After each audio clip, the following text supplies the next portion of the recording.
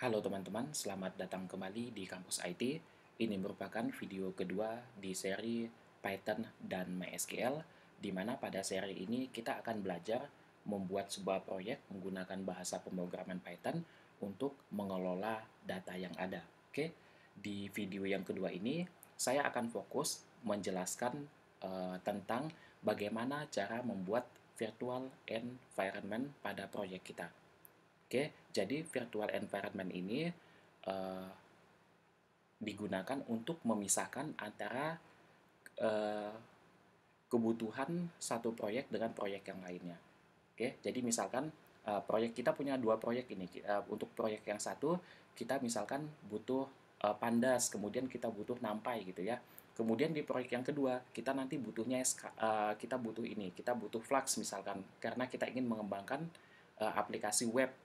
Jadi dua proyek ini punya pustaka yang berbeda ya seperti itu. Makanya kita butuh yang namanya virtual environment. Jadi kebutuhan akan pustaka-pustaka ini disesuaikan dengan kebutuhan proyek kita. Seperti itu ya. Jadi secara umum bisa diterjemahkan seperti itu. Oke, kita fokus bagaimana cara membuat virtual environment ini. Yang pasti teman-teman terlebih dahulu harus menginstal beberapa pustaka di komputer teman-teman. Yang pertama ada PIP.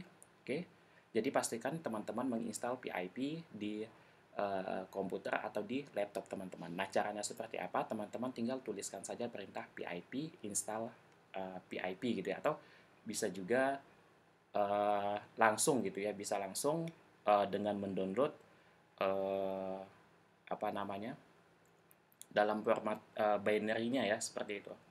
Oke, uh, teman-teman juga bisa teman-teman juga diharuskan untuk menginstal virtual env di sini. Oke, jadi teman-teman pastikan dulu melakukan instalasi pada virtual env.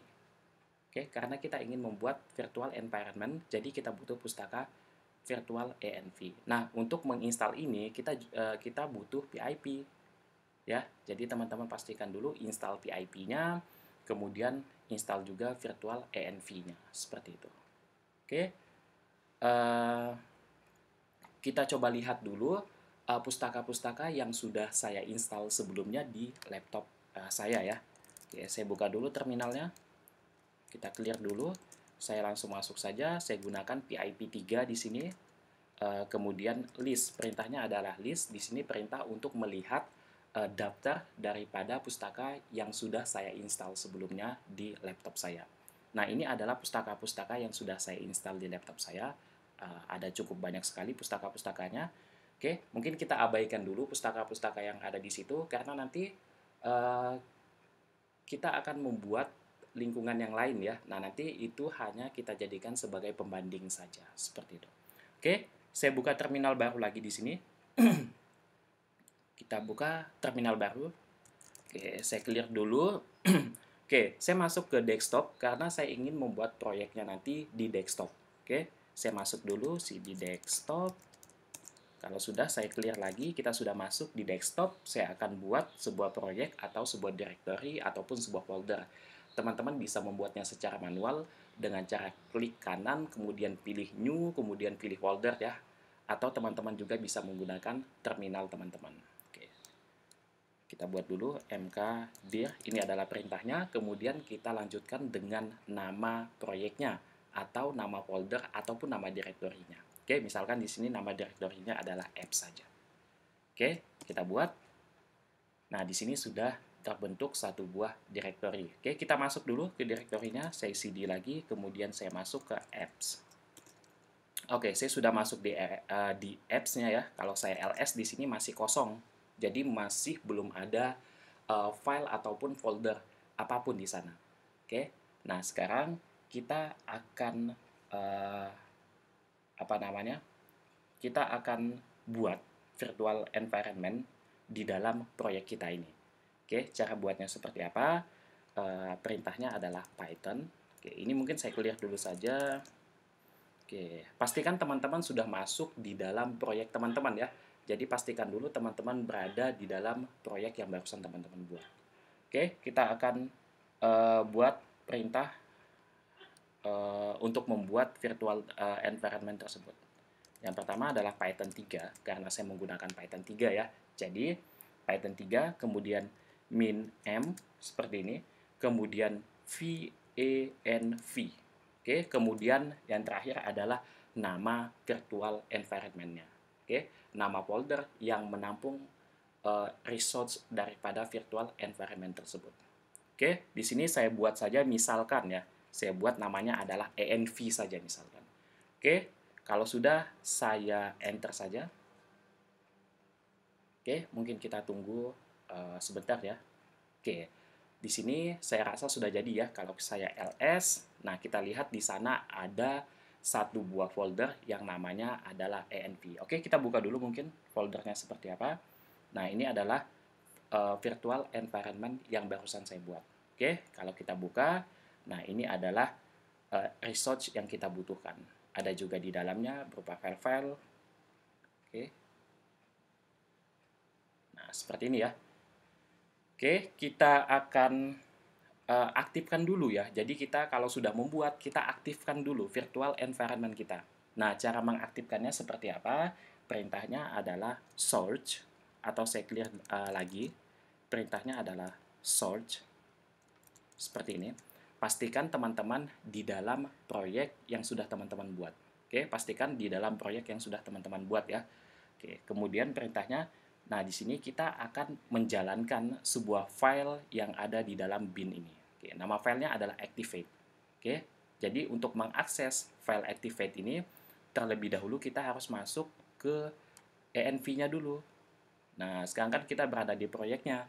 Kita masuk ke dalam direktori env ini dulu, kemudian kita masuk lagi ke direktori bin, barulah kita jalankan file activate-nya. Seperti itu ya. Nah, perintah untuk menjalankannya, teman-teman bisa menggunakan perintah search seperti ini. Oke, kemudian tadi kita masuk ke env-nya ya. Kita masuk ke env-nya, kemudian slice, kita masuk ke bin, direktori bin, kemudian barulah kita jalankan filenya, yaitu activate.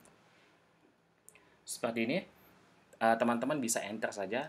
Nah, ini artinya kalau sudah bentuknya seperti ini artinya teman-teman sudah berada di dalam environment tersebut. Nah, teman-teman bisa menginstal pustaka apa saja yang teman-teman butuhkan untuk pengembangan proyek atau aplikasi teman-teman.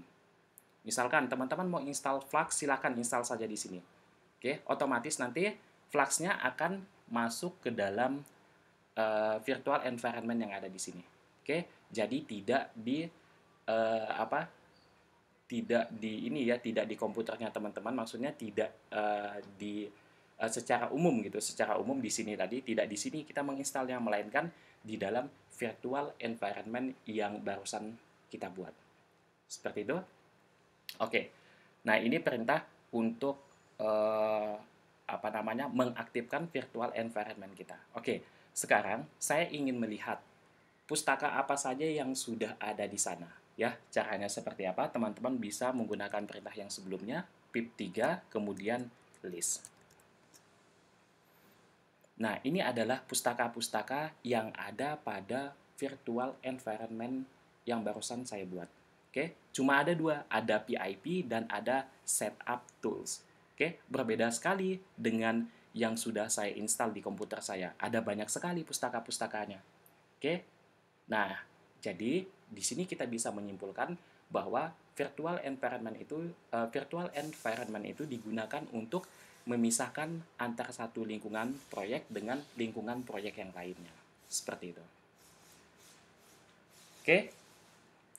Nah, ini adalah cara untuk membuat virtual environment. Oke, kemudian cara mengaktifkannya teman-teman bisa menggunakan perintah ini, search, kemudian env, slice bin, kemudian slice activate, di mana di sini kita menjalankan file activate-nya.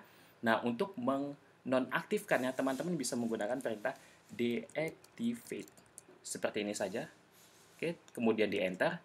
Nah, ini artinya kita sudah keluar dari virtual environment kita. Oke, seperti itu. saya rasa untuk video kali ini sudah cukup. Kita sudah membuat sebuah folder atau directory proyek kita, kemudian di dalamnya kita sudah membuat virtual environment yang mana nanti kita gunakan untuk menginstal pustaka-pustaka yang kita butuhkan dalam mengembangkan aplikasi untuk mengelola data-data yang ada nanti. Seperti itu, saya rasa cukup sekian. Jika video ini bermanfaat, silakan dibagikan ke teman-temannya yang ingin belajar bahasa pemrograman Python. Oke, jangan lupa untuk menantikan video-video selanjutnya karena ini adalah video seri, jadi masih ada lanjutannya seperti itu. Oke, saya cukupkan sampai di sini dan terima kasih semuanya.